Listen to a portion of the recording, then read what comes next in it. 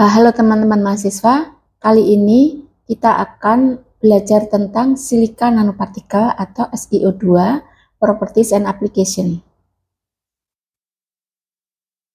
SiO2 nanopartikel, gambarnya ada di atas, berwarna putih, ukurannya nano antara 20 sampai 200 nanometer. Kalian bisa lihat sendiri pada gambar di layar, terlihat bahwa 20 nanometer, 30 nanometer, 40 nanometer ini gradasinya dari 20, 30, 40 itu terlihat sangat jelas. Tetapi pada kenyataannya ukuran nano itu tidak bisa dilihat dengan kasat mata. Ya. Di sini gambar silika nanopartikel pada mikrostruktur berdasarkan SEM image dengan skala sampai dengan 200 nanometer itu terlihat ukurannya begitu jelas. Nah, lalu kenapa kita harus membuat silika nanopartikel ukurannya? Karena silika ini aplikasinya sangat banyak dan kebutuhannya di kehidupan sehari-hari juga cukup banyak gitu. Lalu apa saja bentuk dari silika nanopartikel ini?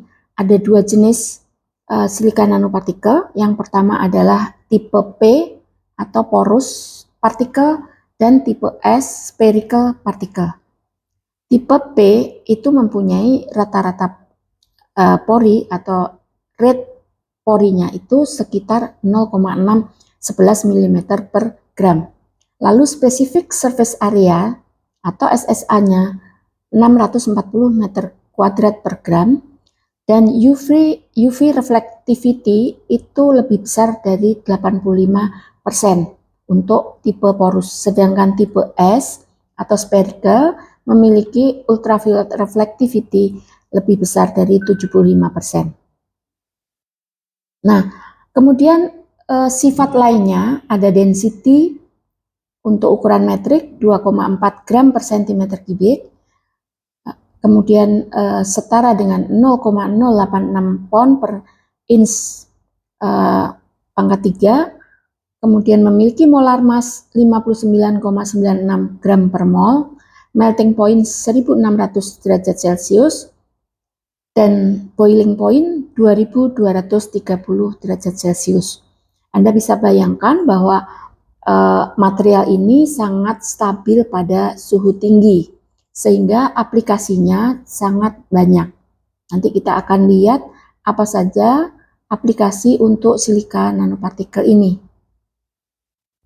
Nah, sifat SiO2 nanopartikel lainnya adalah reliability instrukturnya itu sangat baik, mudah disusun, mudah dikombinasi dengan senyawa lain sehingga memiliki sifat yang berbagai macam. Kemudian dia memiliki sifat biocompatibility yang baik, kemudian memiliki luas permukaan spesifik yang besar, dan surface absorption-nya cukup kuat. Lalu surface energinya juga besar, dan ini sangat baik untuk bahan baterai karena storage dari permukaan silika ini cukup bagus. Kemudian sifat lainnya adalah kemurniannya yang tinggi, kemudian versatile functionalization, mudah dimodifikasi dan fungsinya yang berbeda-beda, dan memiliki dispersi yang baik. Kita lihat selanjutnya aplikasi dari silika nanopartikel. Ini ada untuk aditif pada pembuatan rubber dan plastik sebagai cross-link agent. Jadi kalau karet atau plastik ini biasanya, kalau karet itu kan lembek pada saat bahan dasarnya, setelah di crosslink dengan silika, maka dia akan memiliki kepadatan yang baik dan dia akan bersifat seperti rubber atau fleksibel. Lalu untuk construction material, silika nanopartikel ini sangat bagus untuk campuran dari semen atau beton ringan untuk bahan bangunan. Dan ini telah banyak dikembangkan penelitian-penelitian untuk material ringan dari silika nanopartikel. Kemudian aplikasi lainnya adalah untuk biomedik. Biomedik ini ada dua kelompok besar untuk biomedical. Yang pertama adalah drug delivery dan yang kedua adalah pharmaceutical. Nah, drug delivery, bagaimana dia bisa menjadi drug delivery? Drug delivery di sini, silika nanopartikel itu dapat sebagai pembawa dengan sifat silika yang porus sehingga bahan aktif itu akan mudah dideposisikan pada partikel yang berpori, sehingga memudahkan silika tadi terbawa oleh aliran darah ke dalam tubuh manusia. Lalu untuk produk-produk farmasi sebagai filler obat, kemudian untuk aplikasi sunscreen, kemudian untuk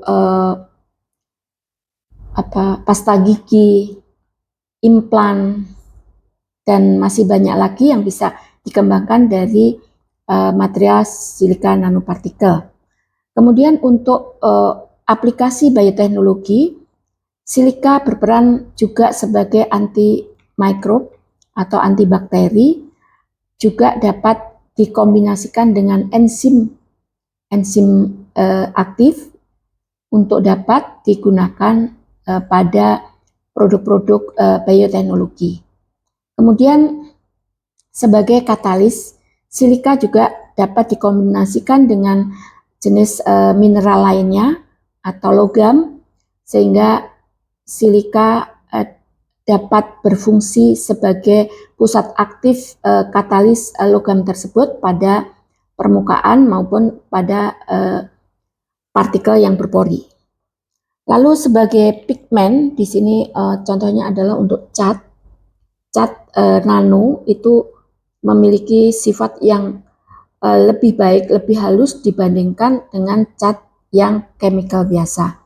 Nah, cat nano ini ukurannya nano, sehingga kebutuhan untuk melapisi dinding atau melapisi permukaan mobil itu dengan jumlah yang kecil, dia akan dapat menjangkau luas permukaan yang lebar. Kemudian aplikasi silika nanopartikel pada beberapa aplikasi lain. Salah satunya adalah untuk electronic substrate. Di sini beberapa contoh adalah sebagai substrat untuk menghantarkan energi listrik dari satu material ke material yang lainnya. Kemudian ada untuk thin film substrate, ini juga banyak dikembangkan untuk sel surya, seperti itu, untuk melapisi dan dapat menjadi perantara atau dapat menjadi storage untuk jalannya UV, sinar UV yang akan disimpan pada sel surya. Kemudian sebagai isolator, electronic insulation, ini juga sudah banyak dipakai untuk berbagai isolasi produk-produk elektronik maupun untuk produk-produk lainnya. Kemudian thermal insulator.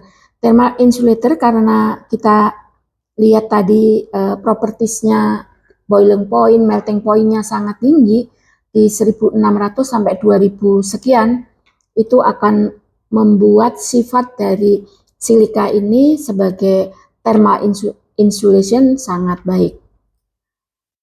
Kemudian dikembangkan lagi untuk aplikasi lain, yaitu sebagai humidity sensor. Humidity sensor di sini fungsinya adalah mengontrol humidity dari satu ruangan dengan membuat suatu alat sensor dengan bahan dari silika.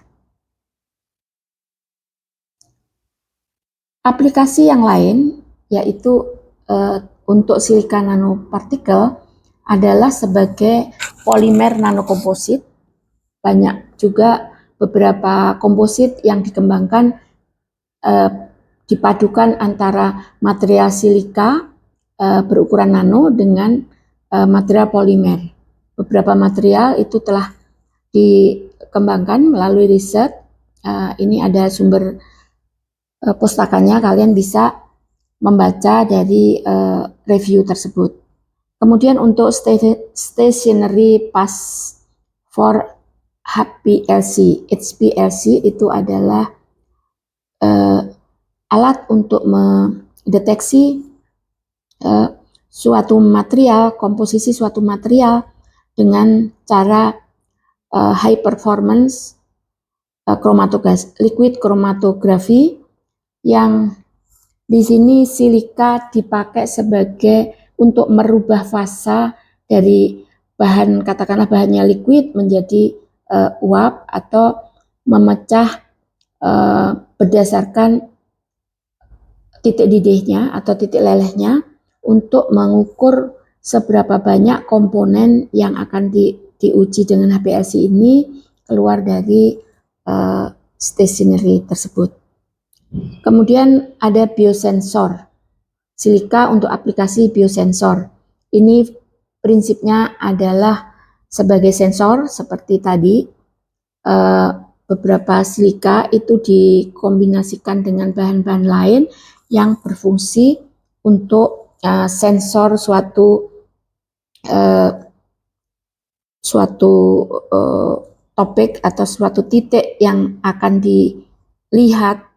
Kebanyakan biosensor ini dipakai untuk aplikasi biomedik. Misalkan kita mau melihat sel kanker yang ada di dalam tubuh menggunakan sensor silika dalam bentuk gel, biasanya seperti itu. Kemudian composite coating.